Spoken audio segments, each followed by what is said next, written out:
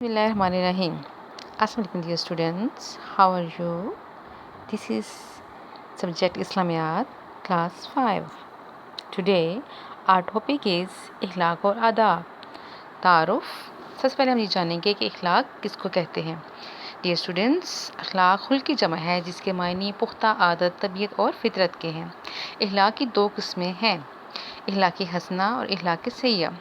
اچھی عادات اور اوصاف جن کو انسان ہمیشہ پسندیدگی کی نگاہ سے دیکھتا ہے انہیں اخلاق حسنہ کہتے ہیں، لیکن جو بری عادات ہوتی ہیں جو انسان انہیں ہمیشہ برا سمجھتا ہے اور ناپسندیدگی کی نگاہ سے دیکھتا ہے انہیں اخلاق سیئہ کہتے ہیں.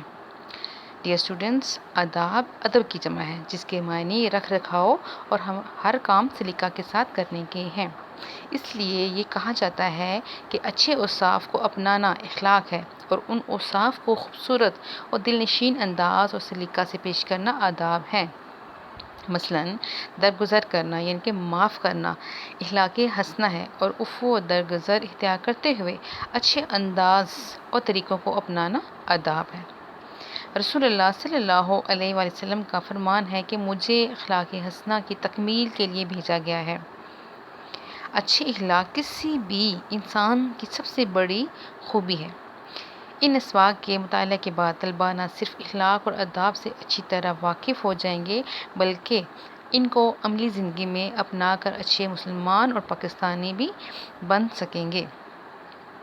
ڈیئر اسٹوڈنٹس، سب سے پہلے ہم اخلاق میں ہم دیکھیں گے کہ وعدے کی پابندی کی کیا اہمیت ہے. وعدے کی پابندی کی اسلام میں بہت زیادہ اہمیت ہے. وعدے کی پابندی سے مراد ہر کام کو پوری ذمہ داری سے کرنا ہے، اس کام کو اچھے طریقے سے نبھانا ہے. وعدے کی پابندی سے عام طور پر یہ سمجھا جاتا ہے کہ ہم ایک دوسرے کے ساتھ جو وعدے کرتے ہیں انہیں پورا کرنا ہے. یقیناً ایسے وعدوں کی پابندی بہت ضروری ہے، لیکن ڈیئر اسٹوڈنٹس، اسلام میں وعدے کا مفہوم صرف یہی نہیں ہے بلکہ اس میں وہ تمام وعدے بھی شامل ہیں جو کہ ہم اللہ تعالیٰ اور اس کے رسول صلی اللہ علیہ وآلہ وسلم کے ساتھ بھی کرتے ہیں. کلمہ طیبہ ہے لا الہ الا اللہ محمد رسول اللہ صلی اللہ علیہ وآلہ وسلم. یہ کلمہ پڑھ کر ہم اللہ تعالیٰ اور اس کے رسول صلی اللہ علیہ وآلہ وسلم کے احکام کی تعمیل کرنے کا عہد کرتے ہیں، یعنی کہ ان کے جو احکامات ہیں جو قرآن و سنت سے واضح ہیں ان کو ہم پورا کرنے اور ان پر عمل کرنے کا ہم وعدہ کرتے ہیں. اس عہد کے بعد یہ لازم ہے کہ ہم اپنی زندگی کے ہر معاملے میں اللہ تعالیٰ اور اس کے رسول صلی اللہ علیہ وآلہ وسلم کے احکام کی پوری پابندی کریں. ڈیئر اسٹوڈنٹس، نیکسٹ ہمارا ٹاپک ہے وعدے کی پابندی قرآن مجید اور سنت نبوی صلی اللہ علیہ وآلہ وسلم کی روشنی میں. اللہ تعالیٰ نے قرآن مجید میں وعدے کی پابندی کا کئی جگہ حکم دے کر اس کی اہمیت کو بیان کیا ہے. اللہ تعالیٰ نے اپنے متعلق فرمایا ہے کہ یقیناً اللہ تعالیٰ وعدہ خلافی نہیں کرتا. اللہ تعالیٰ سب سے بڑھ کر وعدہ کو پورا کرنے والا ہے. وعدہ کی پابندی کا حکم اللہ تعالیٰ نے دیگر انبیاء کرام علیہ السلام کی امتوں کو بھی دیا تھا.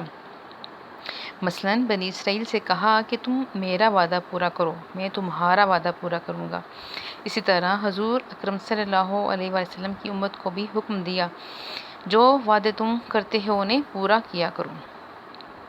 ڈیئر اسٹوڈنٹس، ہم اکثر اوقات دوسروں سے وعدہ کرتے ہیں. مثلاً ہم کسی جگہ پہنچنے کا وعدہ کرتے ہیں، کسی خاص کام کا کسی خاص وقت پر کرنے کا وعدہ کرتے ہیں، کسی کے ساتھ کوئی اس کی اہم مدد کرنے کا وعدہ کرتے ہیں، کسی سے ملاقات کا وعدہ ہوتا ہے، کسی مجلس میں کسی محفل میں میٹنگ میں شامل ہونے کا وعدہ ہوتا ہے.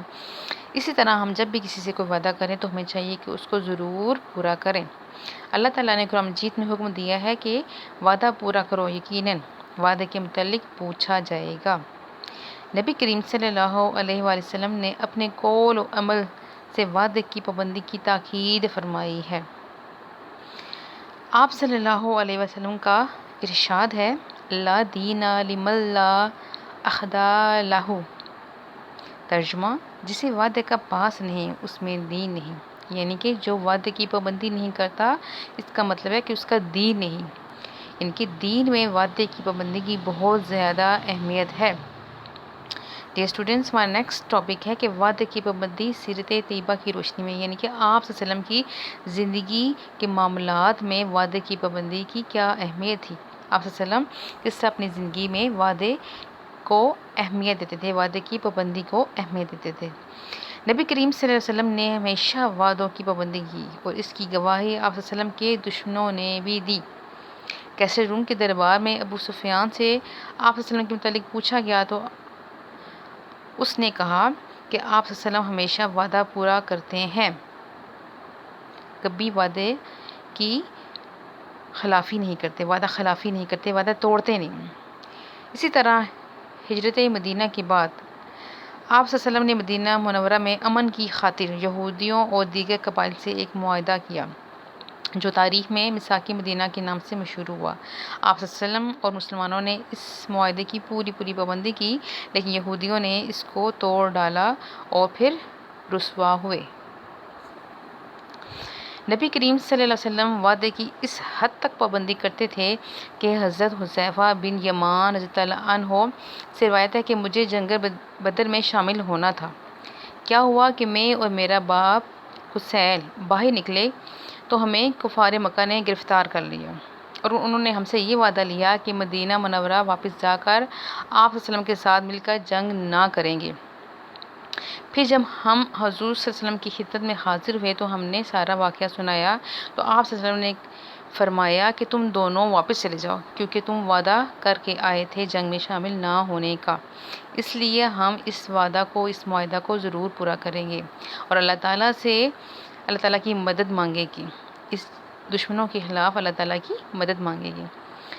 ڈیئر اسٹوڈنٹس، نیکسٹ پیراگراف میں ایک معاہدہ کا ذکر ہوا ہے جسے صلح حدیبیہ کہتے ہیں۔ 6 ہجری میں کیا ہوا تھا؟ آپ صلی اللہ علیہ وسلم نے کفار مکہ کے ساتھ ایک معاہدہ کیا جسے صلح حدیبیہ کہتے ہیں۔ اس موقع پر حضرت ابو جندل رضی اللہ عنہ زنجیروں میں جکڑے زخمی حالت میں آپ صلی اللہ علیہ وسلم کے پاس حاضر ہوئے تھے اور پناہ چاہی تھی، لیکن صلح کی شرائط میں ایک شرط یہ بھی تھی کہ مکہ سے کوئی شخص مسلمان ہو کر مدینہ آئے گا تو اسے واپس کر دیا جائے گا۔ اس لیے آپ صلی اللہ علیہ وسلم نے اس وعدے کو پورا کرتے ہوئے حضرت ابو جندل رضی اللہ عنہ کو واپس بھیج دیا۔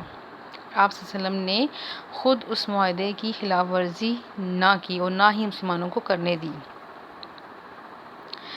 آپ صلی اللہ علیہ وسلم کفار مکہ کے ساتھ کوئی بھی معاہدہ کرتے تو اس کو ضرور پورا کرتے، نہ خود خلاف ورزی کرتے اور نہ مسلمانوں کو کرنے دیتے، لیکن کفار مکہ نے کیا کیا؟ صلح حدیبیہ کے معاہدے کی خلاف ورزی کی اور اس معاہدے کو توڑنے کا اعلان بھی انہوں نے خود ہی کیا۔ ڈیئر اسٹوڈنٹس، وعدہ پورا کرنے سے کیا فوائد حاصل ہوتے ہیں؟ وعدہ پورا کرنے سے انسان کی اپنی ذات کو بھی فائدہ ہوتا ہے اور معاشرے میں موجود دوسرے لوگوں کو بھی فائدہ ہوتا ہے۔ اجتماعی فائدہ کا مطلب یہ ہے کہ دوسرے لوگوں کو بھی اس کا فائدہ ہوتا ہے، معاشرے میں بہتری آتی ہے، ایک دوسرے پر اعتماد بڑھتا ہے، معاشرے میں ایمانداری کی فضا قائم ہوتی ہے۔ اس لیے ڈیئر اسٹوڈنٹس ہمیں چاہیے کہ ہم وعدے کی پابندی کریں۔ ڈیئر اسٹوڈنٹس، یہ تھا ہمارا آج کا ٹاپک، وعدے کی پابندی۔ امید ہے انشاءاللہ آپ بھی وعدے کی پابندی کریں گے۔ اوکے ڈیئر اسٹوڈنٹس، اللہ حافظ۔